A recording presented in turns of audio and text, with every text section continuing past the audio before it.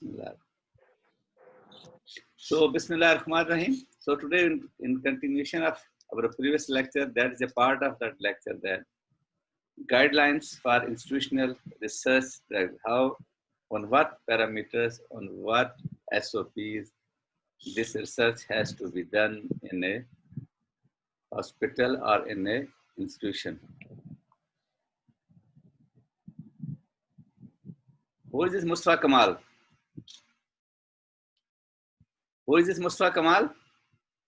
मुस्तफा कमाल सर वो डॉल्फिन वाला है ना वो सर पाक सर जमीन पार्टी के जो है नहीं ये अभी लाइन पे आया ना मुस्तफा कमाल इस पे। अच्छा अभी जिसने वो ऐड के लिए रिक्वेस्ट भेजी है।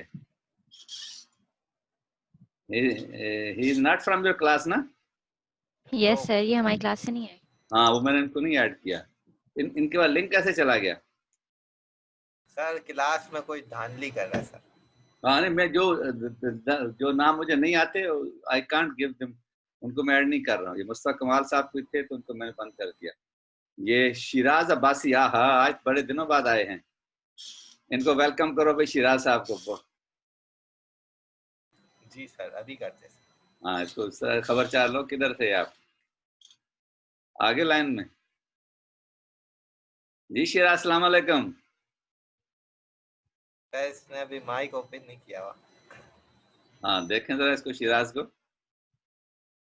चलो इसको, हाँ आज इसका फोटो शोटो लेते हैं, इसको कहना सामने आओ, आज शिराज हो या कोई और हो। गुड, अच्छी बात है जी। शिराज अस्सलाम वालेकुम। शिराज आपका आवाज आ रही मेरी?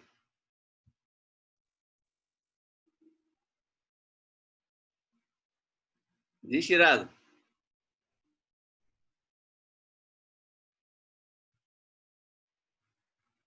जी बेटा शिराज आपको आवाज आ रही मेरी? चलो इनको भी, चलो फिर इसके बाद अगली क्लास में खबरचार लेंगे अच्छी तरह इनसे आपको। Just continuation of our lecture, that guideline for what on what SOP the research has to be done about whatever the topic is. So basic principle for institutional research, the guidelines are: first is a general guidelines, second is a guidelines for research track control system, third is guideline for investigator, fourth is guideline for pharmacist. So we're related with these 4 guidelines for a institutional research product or for investigational drug. So first we discuss about the general guideline. So what it is? Existence of clear cut written policies,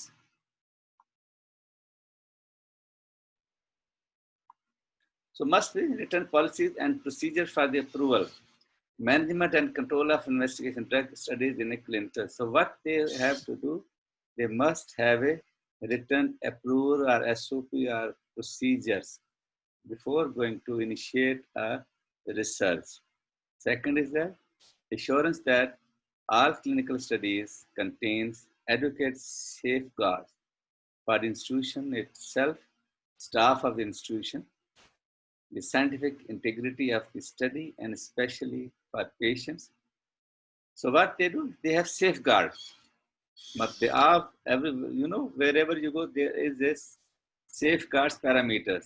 So during this study, as it is the first time they have initiated the study, so they must have safeguard parameters. What they have? They contain, as for the institution itself, for the institution, staff of the institution who are performing this research, the scientific integrity of the study, and especially of the patient. So there must be patient remain safe on this study.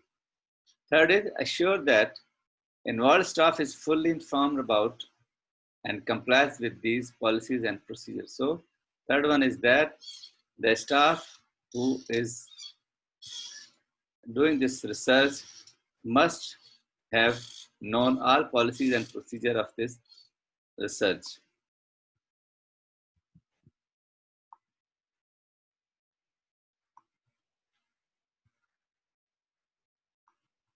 So, as I told you, there is a patient consent written. It must be sometime it has to be taken written consent of the patient, verbal consent, or proxy when patient is not in a condition to give his consent verbally or written.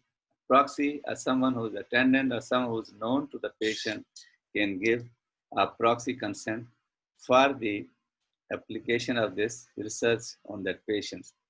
Third is supervised under competent personnel. So the person who is going to initiate that study must be qualified in that field of research. Availability of research facility, the research equipment, other facilities must be available to initiate the research. Self-regulatory nature of research. Research must be self-regulated, should be terminated on evidence. A significant hazard, drug ineffectiveness has to be found. So self-regulatory, the person who is going to be initiate that research, if any hazard or any ineffectiveness is found during that research, he has to stop that one. So that was the self-regulatory nature of research. The study results should not be used for promotion. So these information cannot be used for promotion or whenever it is. It should not use for promotion. Data can be exchanged in scientific terms. So whenever it has to be published, the study have to publish or it has to be reported to the concerned drug control authority or this for further approval of that. Guideline for research drug control system.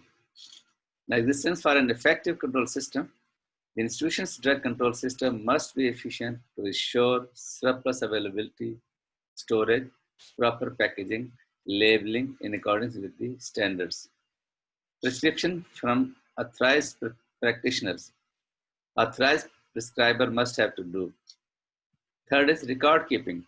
Record to maintain drug receipt from sponsor, amount dispensed to patient, return to sponsor, which is the balance quantity.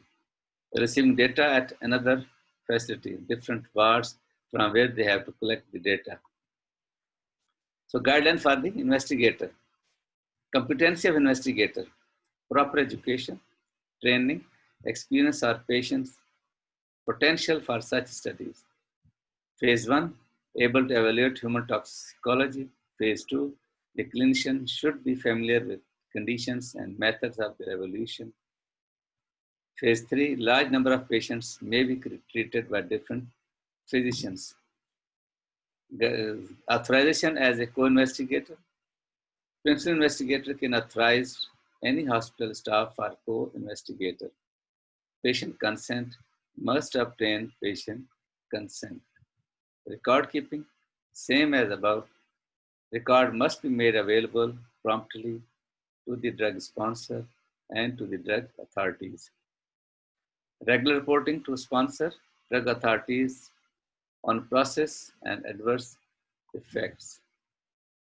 Possession of an approved research copy.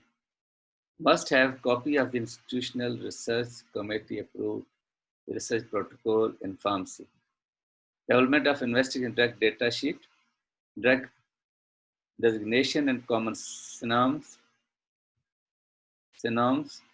dosage from form and strength available, usual dosage range including dosage in schedule and route of administration, indications, expected therapeutic effect.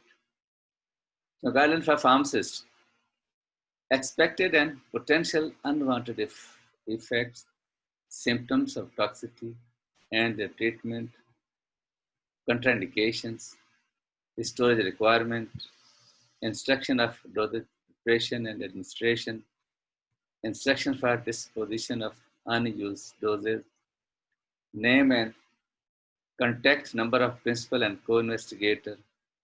The drug data sheet is included with the study protocol submitted to IRC. Copy should be distributed to the appropriate pharmacy staff to familiarize them and all patient care units where the drug will be used.